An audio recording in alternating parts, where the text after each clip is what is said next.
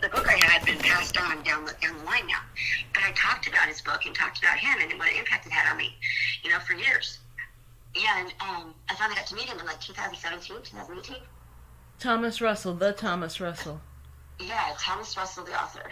I'll send you his link. But he's shutting his show down because he's been financing it himself. And I thought about you, and I'm like, and he says he's doing things.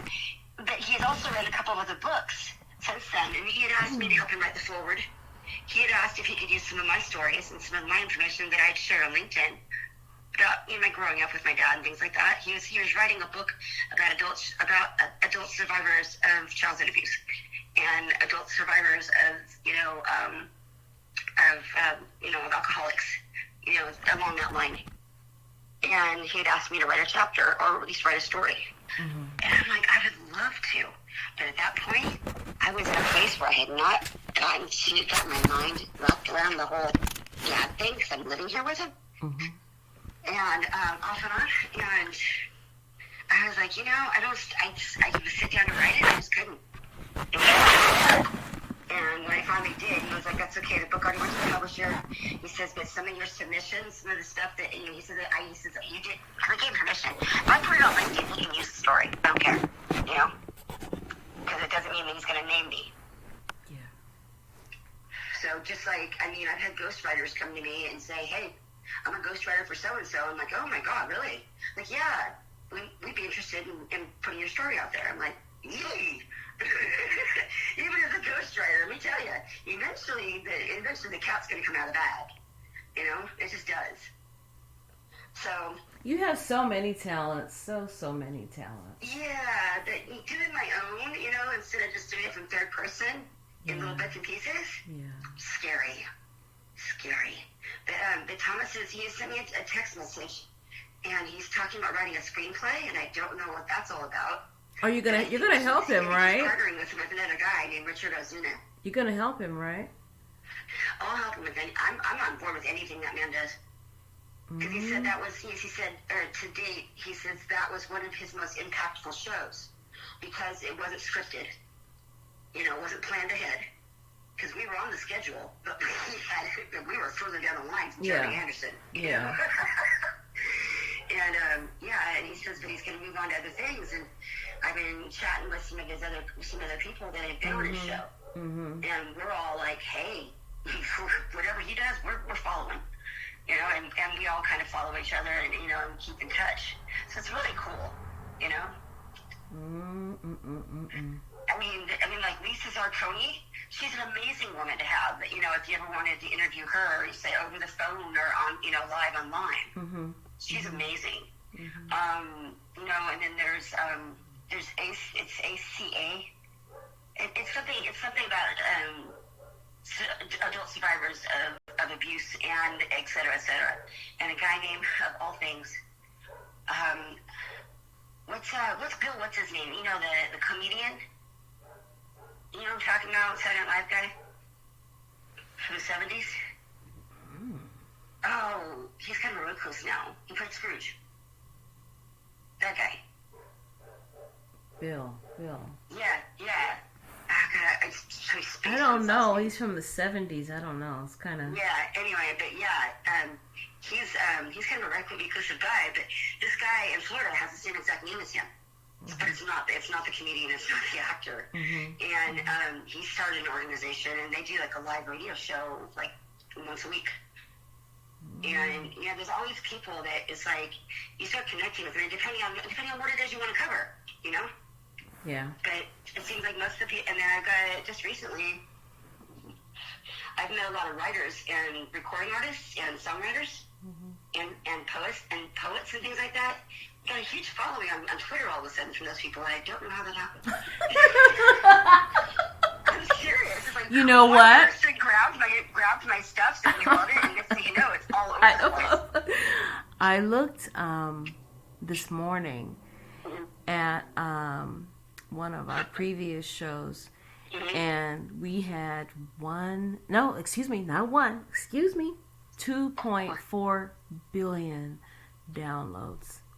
Billion? Not billion, on just one show.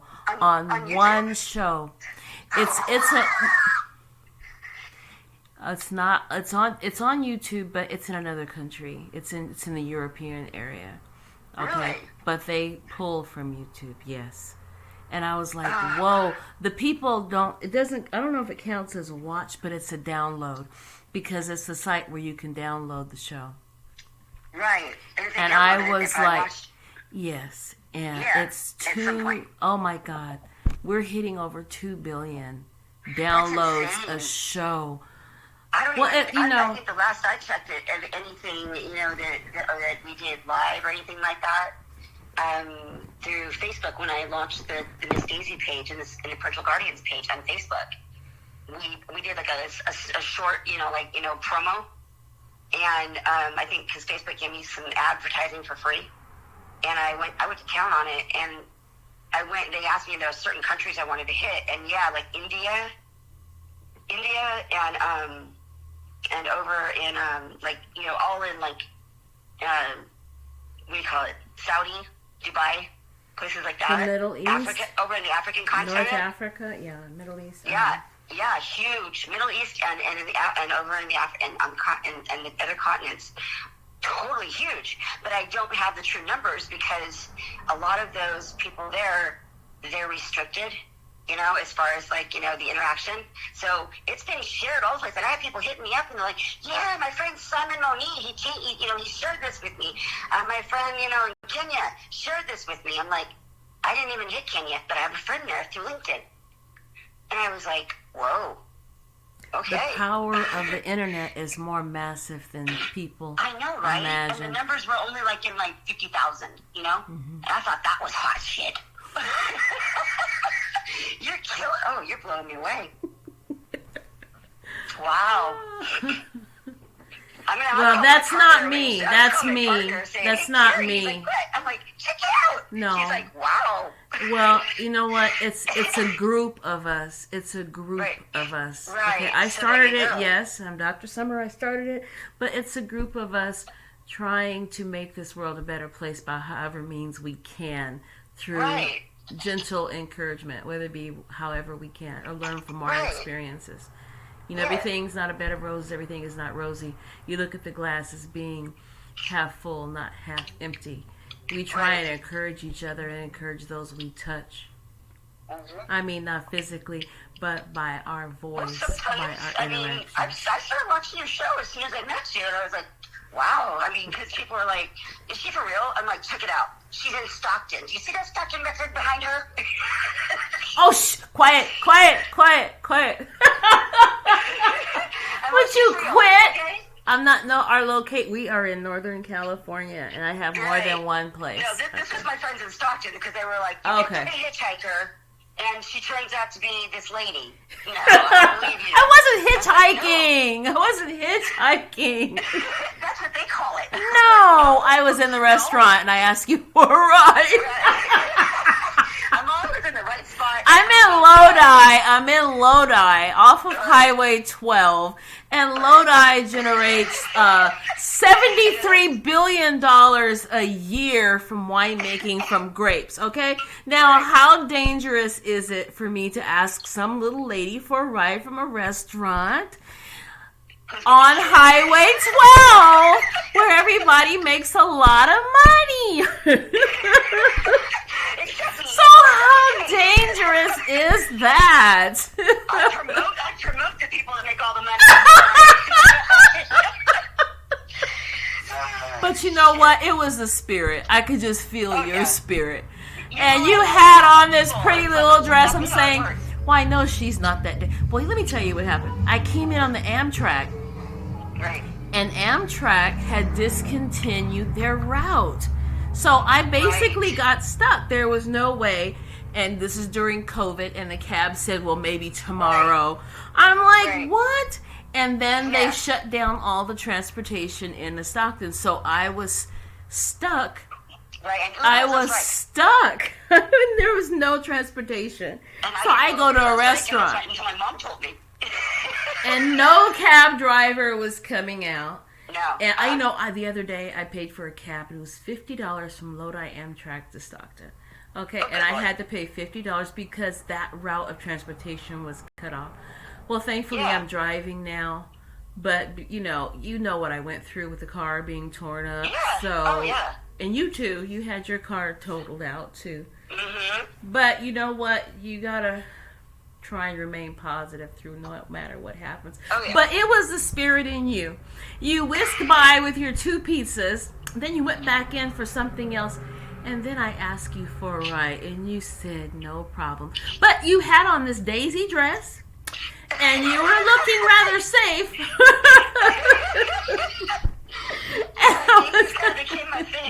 And I was freezing because I had already been waiting 3 hours to get out of Lodi. Yeah. No hotels close by. Meet these people everywhere on the street. It's not just you. I mean, I've made friends with people. I know. People that I end up knowing them for years. You know. And you would not accept any money to take me all the way. You know. No, you kidding me? I've been there, done that, stranded like that. You know, and had strangers help me out. I didn't get in their car because it was usually men that were offering me help. And you know what? I appreciate you because I was trying to get to Mr. B, who was sick. Yep.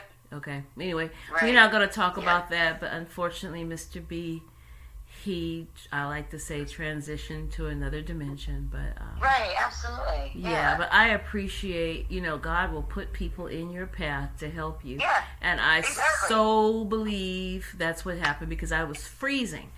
So I appreciate, I was dead of winter.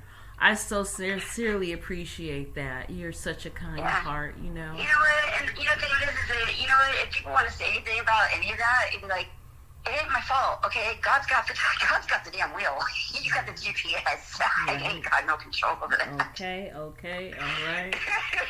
I'm gonna call you back in a few minutes. Somebody's coming up the door. No worries. Okay. Sorry, honey.